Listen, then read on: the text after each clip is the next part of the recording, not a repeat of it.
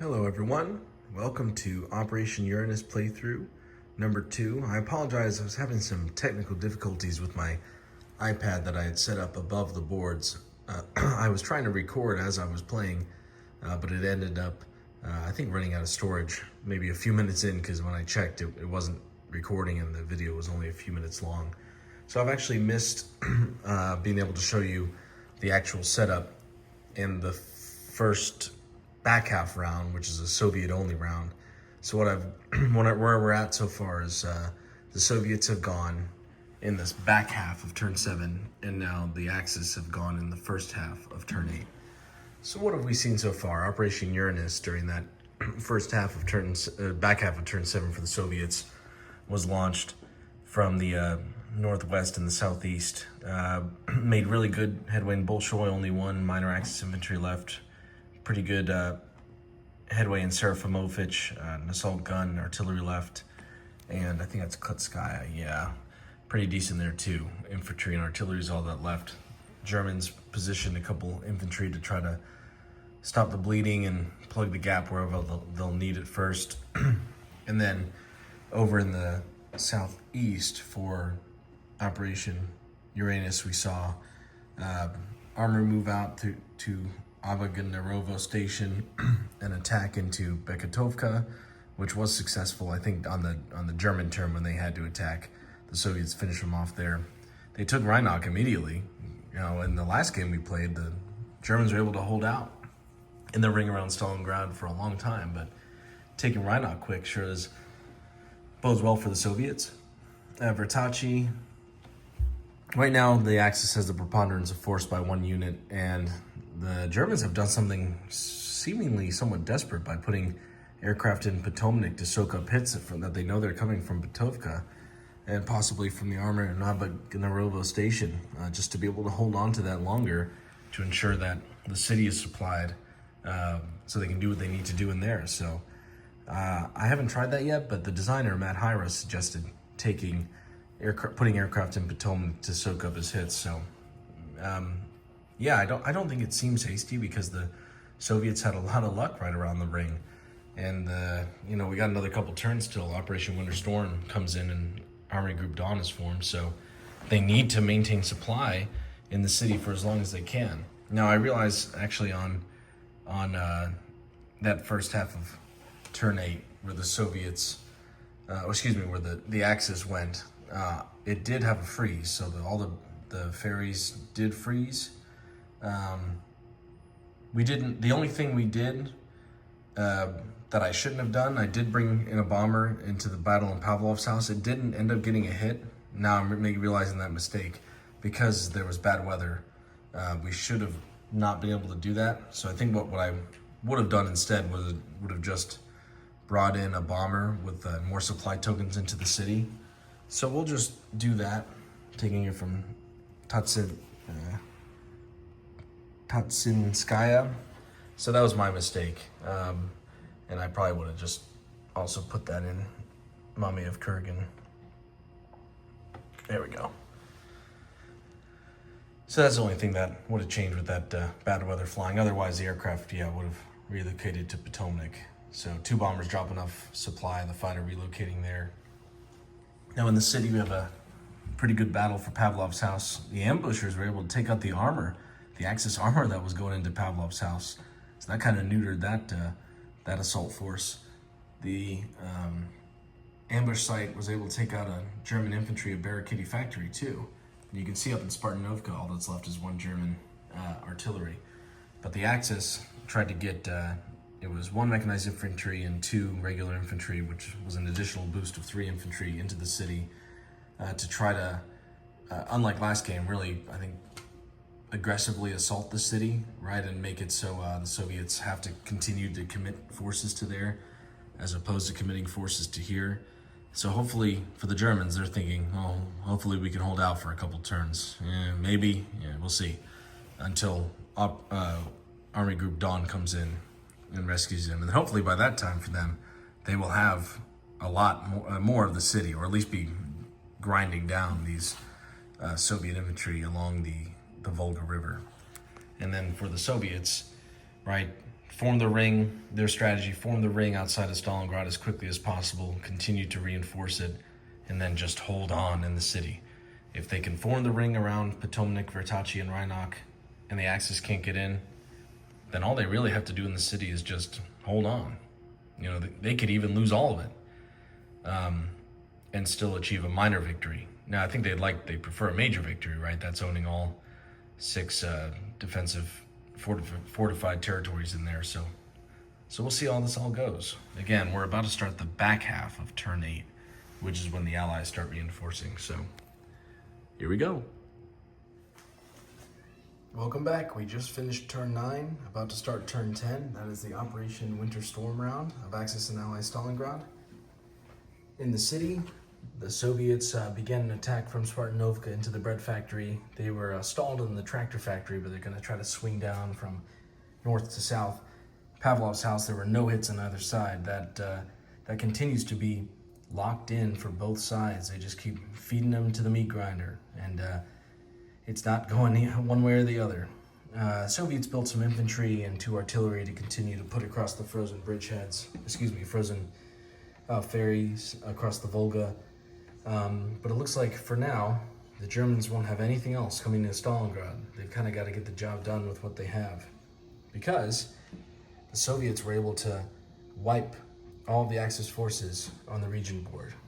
In the north, there's 1 Axis infantry in Petrovka, but everywhere else, Soviets have it pretty locked down. They're going to try to make a very strong ring focused on Potomnik to guard the entryways into Stalingrad, because as we know, with Army Group Dawn forming on this turn, Tormosin and Vernik Kumsky are going to be the 2 places that the Axis forces come in, right? So I can imagine they're really going to try to, as I learned from the designer Matt Hyra on a comment on my last video, maybe use some road movement. 1, 2, 3, 1, 2, or 1, 2. So they should be able to get at least to Busanovka and Novomoskovsk. Oh my gosh. Novomoskovsk. I did my best. And take those 2 places in preparation for attacking Potomnik. Soviets ain't going to make it easy, but with this being turn 10, so 4 more rounds to play, and maybe it'll be enough to break through the ring, because, the Soviets are starting getting a lot of money every turn. Even with these 4, it'll now be 1, 2, 3, 4, 5, 6, 7, 8, 9 right now. Actually, that's pretty good for the Soviets. So we'll see how this goes. I think the Soviets are looking pretty darn good right now. All right, stay tuned. Okay, we just finished turn 10. We're about to start turn 11. In the city, the Soviets are starting to work their way down from the northeast on south. Pavlov's house is still contested after all this time. The Soviets continue to send units across the river to try to break that, and the Axis is now unsupplied in the city, so they're really having trouble in the fight now. They just got to kind of hold on for dear life, while on the region board, they try to break in through Potomnik and rescue the beleaguered Sixth Army. Operation Winter Storm, Army Group Dawn forces broke in from Tormosin and Vernik Kumsky. They went to Busanovka and Bekatovka. They were some armor in Bekatovka was destroyed for the Axis, and the Soviets have placed themselves in just such a way that it'll be hard to break through into the ring to get through into Stalingrad. They could attack Potomnik this turn, but the Allies landed some fighters there. If there's bad weather, maybe to soak up hits, or to be really great on the defense, rolling and hitting at 4s. So Army Group Dawn forces not looking too great right now. I think the 6th Army is on its own, and I think it will continue to be on its own for some time. So we'll see how this all goes. I don't think it's looking too terribly great for the Axis right now. They're going to have some real lucky rolls to be able to break through and open a supply line into Stalingrad, and they're just going to have to hold on for dear life. Not that the Allies have a ton of offensive power, but they do have armor coming across the frozen bridge. So we'll see how well they can hold on. All right, starting turn 11 next. All right, we just finished turn 11. It was not a bad weather round, so aircraft did fly. That definitely helped the Soviets, as they have more air power. They got 2 fighters and a bomber against the Axis, 1 bomber. So we're about to start turn 12. The Soviets were able to win victory in the Barricade workers' settlement, and they're going to continue to push down south through the city. They finally won the contested battle for Pavlov's house. Those forces are going to be able to now start moving through the city. The Axis is looking pretty darn weak inside the city right now, and they're still cut off. Army Group Don has utterly failed to break through. They were crushed at Potomac and almost everywhere else as well, and the Soviets were able to cut off all their supply. So what is left is unsupplied. Now, as far as money coming in for the next round, the Germans will have, let's see, 1, 2, 3, 4, 5, 6, 7, 8. This should be German, as Soviets haven't taken that from them yet. Oh wait, sorry, I know why I took that off.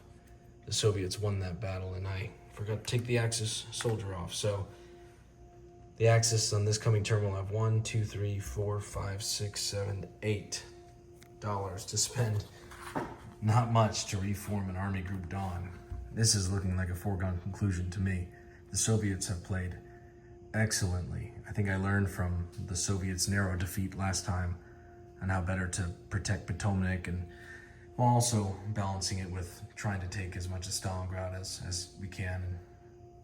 So just as a reminder of the victory conditions, Axis total victory. At the end of any round, control all RP zones on the city board. All right, we can stop reading. Not gonna happen.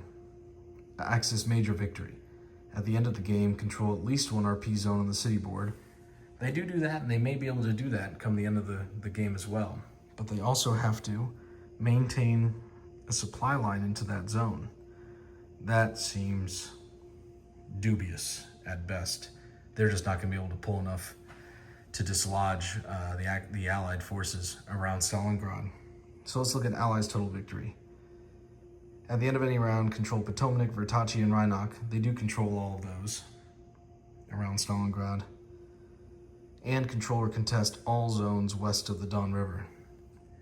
You know, they just may be able to do that. They're pretty close. And then Allies' minor victory. At the end of the game, control Potomac, Vertachi, Rhinoc, and all 6 fortified zones. Right now, they have 1, 2, 3. There are 3 left. The 3 being Mamayev Kurgan, the Grain Elevator, and Orlovka. And then if neither side can claim either a total victory or major victory, the side controlling Potomac achieves a minor victory. I think the Soviets at least have that in the bag. Let's see if they can achieve a total victory or a major victory. All right, on to round 12. All right, just finished turn 12, about to start turn 13. The Soviets continue their relentless assault to retake the city. Germans are trying to bolster their defenses and make a little Alamo on Mamayev Kurgan to deny the Allies getting that final fortified zone, now that they're about to have all the other 5. They got 4, about to have Orlovka, need to take Mamayev Kurgan. So they're going to try to make a last stand there. But it's likely going to be irrelevant, as I think the Allies are going to be able to take a major victory. The ring around Stalingrad is well secured. They're well on their way to taking everything west of the Don or contesting it. So I think on this last round, they'll have everything, likely contest Tormosin, and that will likely be an Allied major victory. So we'll see how it goes. This should be a very exciting last round. Looking real good for the Soviets. Finished the game at round 13. The Soviets have taken virtually all of the city of Stalingrad, including all 6 fortified zones. Not a single Axis unit even remains, and they've got more coming across the ferries, just for posterity. Over on the region board, not only were they able to contest, they were able to take everything west of the Don. In fact, every single thing on the board. So it's a major victory because they control Rhinoc, Vertachi, and Potomac, as well as everything to the west of the board. And if they could, they'd also would have achieved a minor victory. Major victory. So they achieved a total victory by controlling Rhinoc, Vertachi, and Potomac, and everything west of the Don. And they achieved a major victory by controlling all 6 fortified zones in the city of Stalingrad. This was a total shellacking. This was fun to watch, especially after watching in my last solo game the Soviets narrowly lose to the Axis forces in just such a bitterly contested fight for the city and not protecting the ring around Stalingrad adequately. So some really key lessons learned. All that money that the Axis powers had for Operation Winter Storm crashed against the gates of Stalingrad and never even got into the city. The 6th Army was utterly destroyed, and the Operation Uranus forces were mightily successful. They destroyed the 6th Army and Army Group Dawn utterly. What a fun game. I am having an absolute blast with Axis and Ally Stalingrad. Thanks for sticking around for another solo narrative playthrough. See you next time.